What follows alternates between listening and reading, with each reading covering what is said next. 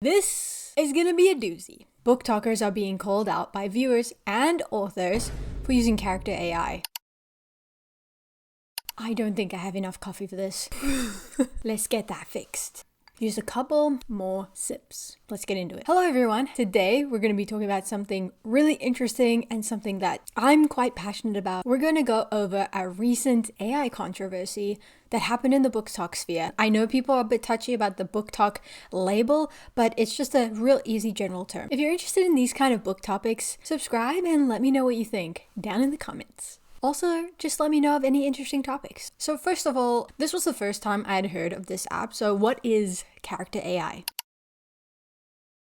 Apparently, this is a really big app on TikTok. Basically, it's an AI-powered app that allows you to talk with characters from entertainment. What is character AI? It's a platform that allows you to interact with virtual characters that simulate different personalities, like celebrities or characters from your favorite books. And on the phone too, like you can voice call with them. Hi, Rysand. Who are you, darling? I am your true mate. Feyre faked your bond using the cauldron. If this is true, why would Feyre do something like this? Is her greed so great that she'd go through all of this? To lie, cheat, and steal to get what she wants? Yeah, she is actually Tamlin's mate. Just a quick side note into that, I'm not going to cover this, but they are currently in some legal issues over some trust and safety stuff. I'll put the link to the news articles in the description. Just know that it is a bit heavy. So what does this even have to do with Booktok? Well, a few bigger Booktok creators, they took a sponsorship from this character AI company and did like an ad read quite enthusiastically, I might add, about the uses of this app.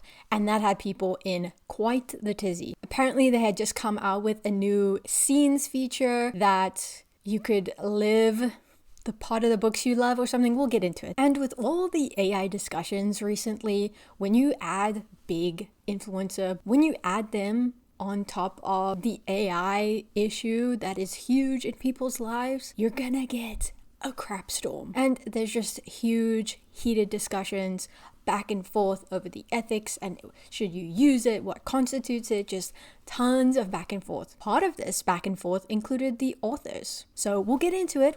This is just a quick setup. I only found 3 sort of larger creators doing this, and the majority of people were only talking about one person, but I'm going to cover 3 people just so that we can get a bigger picture. So on June 18th of this year, a creator named Christy uploaded the sponsored post. She has 766,000 followers on TikTok and her video got 6.4 million views. Like, that is insane to get for a sponsored post. I'm sure she got a ton of money for that. Not only that, but like creative fund and however that works. That's crazy. I don't even think I could count to 6.4 million with this pointer finger. 1, 2, 3, 4, 5. That's about it. According to this creator, you can select a character that someone else created and be in a scene with them. So how it works is creating a scene, you just select the environments and then the character. The first thing that you have to do is select a scene. So for example, I'm going to pick this fun pirate one. It gives you a quick overview of the scene to help you set the tone. And then from there, you have to pick your AI character. There are so many different AI characters that you can choose from, whether it's from a book, a movie, one that you created, someone else created. The options are literally endless. And just from this video, we can see 2 IP stuff like the Slytherin Boys and Loki. That sounds like a Disney character, but we'll get into Disney in a second. And this creator says that it could be from a movie or a book. And that's where the issue comes in.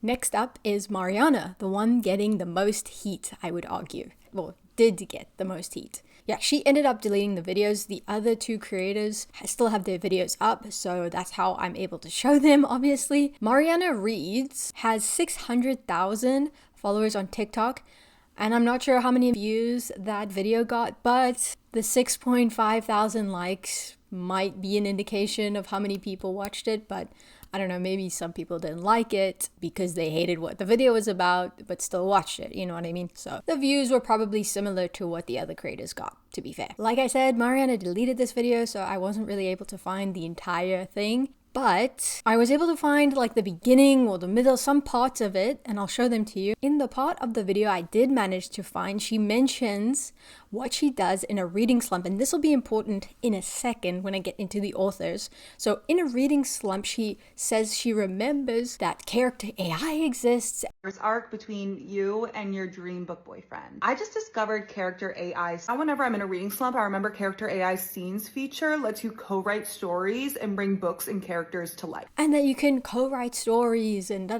and bring books and characters to life. I mean, really. Aren't they already to life in the books that they already came in? Yikes. And because that video is deleted, I actually cannot see the comments, although many people did respond, just absolutely trashing the girl. I just discovered character AI scenes and I'm grabbing you by your areola when I say this. I fear we have lost the plot. You mean you're using character AI to like soothe the reading slump? People are choosing this over just walking over to their bookshelf and like picking up a book. You can tell when people are like just in it for that cash money and they don't really care about how they get it. I said it and I meant it. As someone who went to art school, as someone who is a visual effects artist, seeing these character AI things, the messages, or like even AI generated art, none of it's original. It makes sense. Because AI doesn't create like original stories. It takes from existing stories. There are authors out there taking time away from their kids, like quitting their job, compromising their entire life trajectory to like write a story that they feel passionate about. And then there's this that happens. You just go tick, tick, tick, and that's it. And now you have a story and boom, oh my God, your reading slump is cured. Go pick up a book.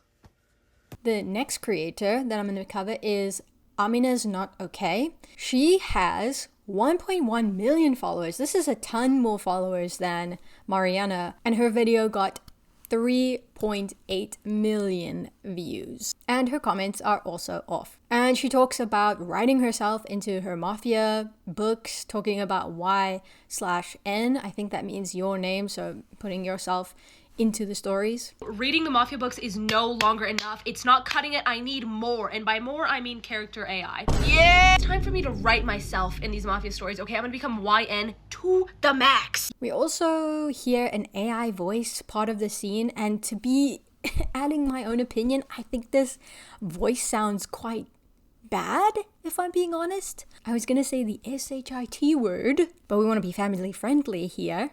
I just don't think it sounds good. We're gonna voice call, hello? Grab the kid and walk to him with shaking hands. It wasn't supposed to be like this. It was supposed to be me. His gaze flickers to your shaking hands as you bring the kid to him. A hint of concern flickers in his eye. Yo, I was the one who should have taken the bullet for you. It shouldn't have been you. Don't apologize, he mutters. It's my job to protect you, not the other way around. And also, isn't there like some sort of like disconnect when you're talking? I just don't understand talking to an AI voice of something. Me personally, I don't get it. I did find one response to Amina's video saying that they expected it from Marianna, but not from aminaisnotok. Now, Marianna, I was expecting, that has never surprised me, but this!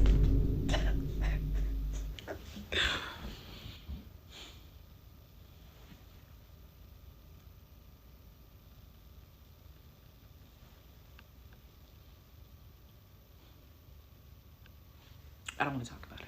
And that was interesting. I think this Marianna girl has been involved in many controversy because in her apology video, spoiler alert, she mentions that when she apologized for something, people bring stuff up, but we'll get to that. On the comments of that video saying that they didn't expect it from Amina, a lot of the comments expressing that they feel disappointed and let down by the creator because they should not be doing that. And they feel sad that they had to block her or unfollow her. Just a lot of people just being disappointed in their favorite book creator. So those were the creators, and when I was looking for responses to these videos, I saw a lot of people, like I said before, coming for Marianna, but like not a lot of, maybe I'm missing something, maybe there's a part of this that I missed, but for some reason, Marianna was getting the lion's share of the backlash. Now, we get to the interesting stuff because the authors join the fray, and which is kind of the reason why I wanted to get into this in the first place, because usually there's TikTok backlash for things all the time. Usually it's between the viewer and the TikToker or the Booktoker or whoever, and it's not really like a more established person that I've seen comes into the fray. And so when the authors were responding, I was like, I saw a comment that was like, Rachel Gillig calls out Marianna, and I was like, interesting. I think I should dig deeper. So the authors get involved. Because these large Booktok influencers were making these paid posts, it kind of highlighted that this app exists to a lot of people, and a lot of authors found out about it. And so Victoria Aveyard was one that responded.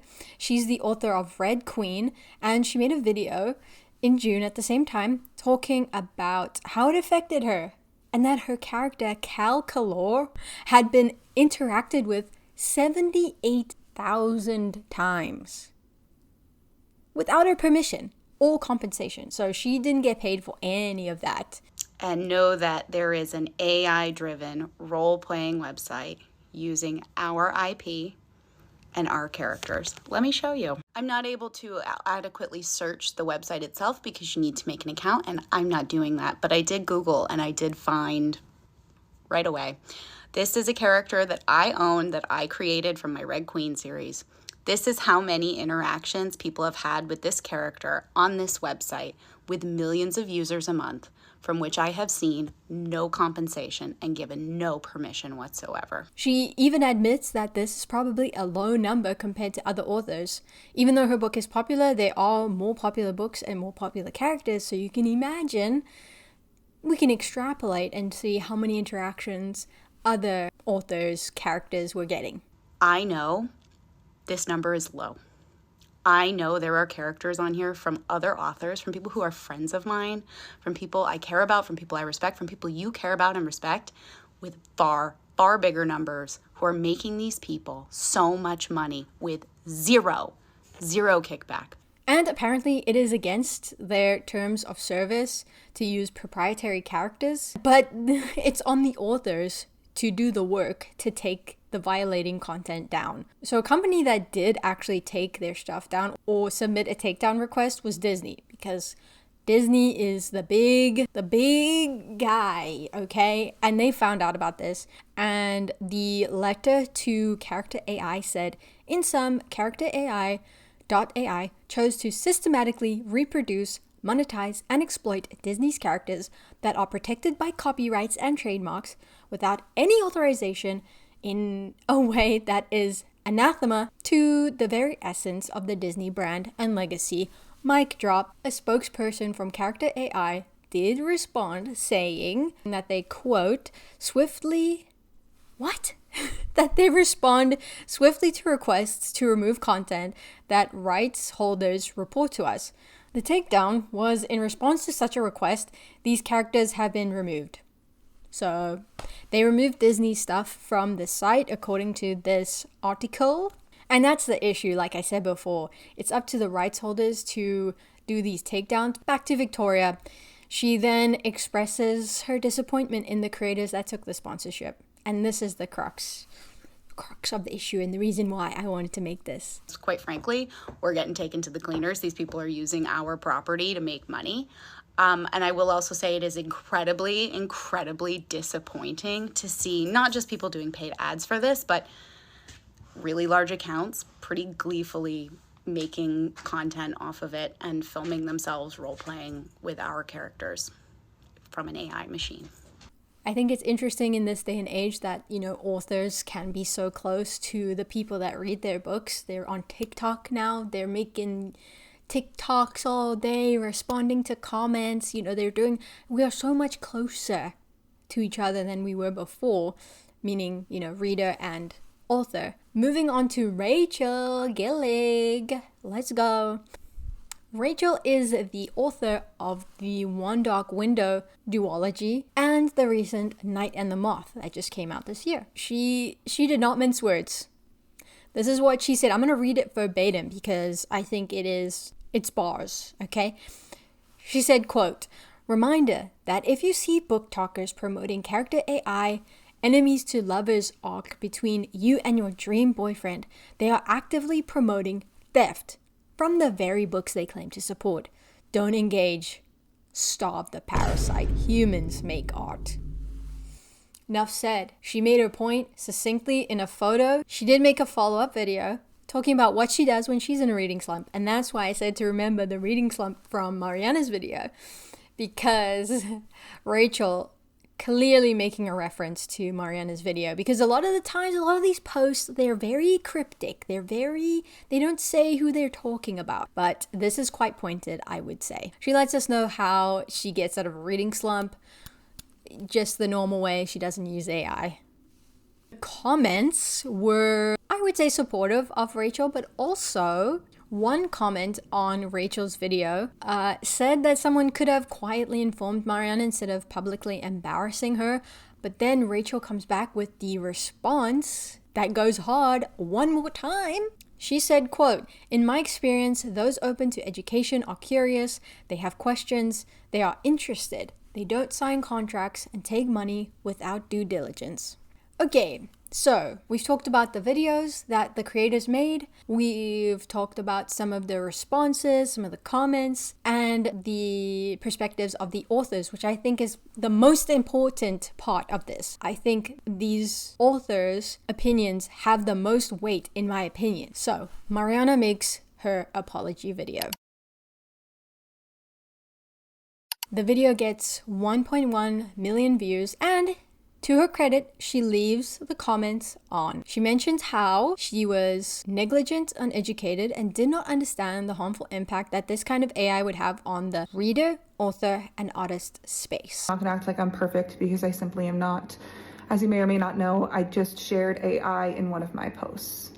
And I truly was negligent and did not understand the harmful impact that could have on the writer, reader, and author space and artist space. I was uneducated.